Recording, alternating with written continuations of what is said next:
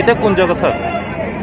চম্পকনগর বাজার উৎসব কমিটির উদ্যোগে এই বছরের 1431 বাংলা রথযাত্রা অনুষ্ঠান।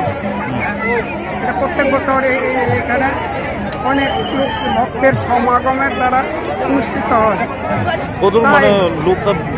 প্রায় লক্ষাধিক ভক্ত এখানে উপস্থিত হন। প্রত্যেকের এক বছরের মনোকামনা পূর্ণের জন্য এই জগবন্ধু বলরাম সুভদ্রার কাছে আসেন, ভক্তি নেন এবং আশীর্বাদ নিয়ে বাড়িতে চলে যান।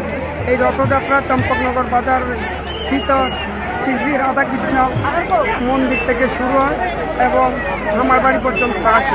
প্রায় 200 কিলোমিটার রাস্তা, 2 থেকে 300 কিলোমিটার।